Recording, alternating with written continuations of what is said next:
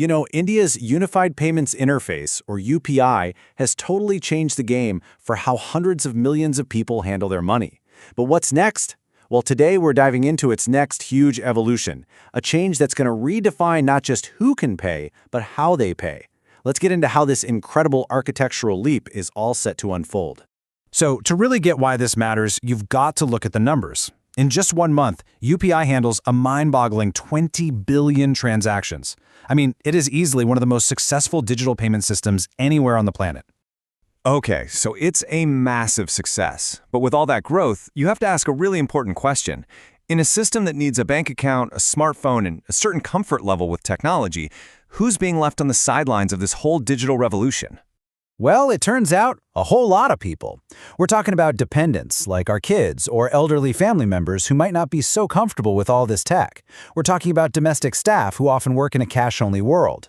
The reality is, a lot of folks just don't have the right documents or the digital know-how to get started. And that is the exact problem that this next big leap for UPI is built to solve.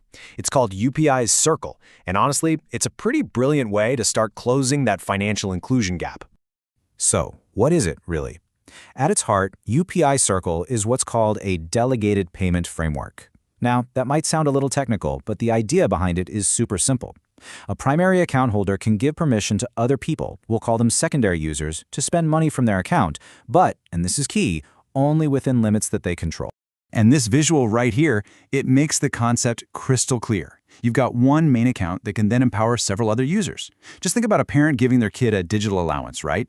Or maybe an employer giving a staff member a set budget to go buy supplies for the house. It's taking that informal, cash-based stuff we do every day and making it official and digital.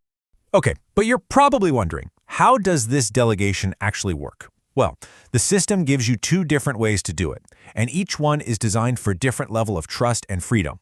Now, this table breaks it down perfectly. On one side, you have partial delegation. With this, the secondary user basically has to ask for permission every single time. They can request a payment, but the primary user has to approve it right then and there with their UPI PIN. But then you have full delegation. And this is a total game changer. The primary user sets it up just one time with their PIN, and after that, the secondary user can make payments all on their own, using their fingerprint or their app lock to approve, all the way up to a limit you've already set. Okay, I know what you're thinking. If I'm giving someone else access to my account, is it safe? It's a fair question. And the good news is the system was designed from the ground up with a really powerful built-in safety net. The first layer of that safety net is a hard cap for anyone with full delegation. No single payment can be more than 5,000 rupees, period.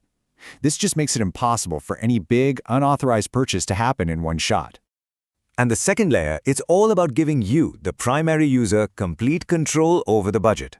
The absolute most a secondary user can spend in a whole month is capped at 15,000 rupees. This makes sure that even though you've delegated access, you are always in financial command. And this part, this is really, really smart. Anytime a brand new secondary user is added, there's a 24-hour cooling-off period where their spending limit is even lower.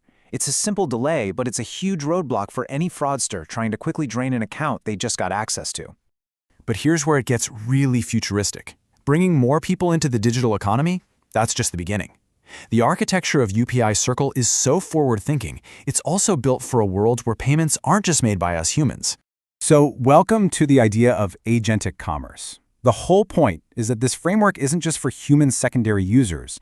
It's actually designed so that AI agents and even our smart home devices can act as software profiles, basically secondary users that can make authorized payments for us. Let's just walk through a quick example. Imagine you just tell your AI assistant, something like ChatGPT, to order your groceries for the week. The AI, acting as one of your pre-authorized secondary users, goes and finds the items and starts the payment process.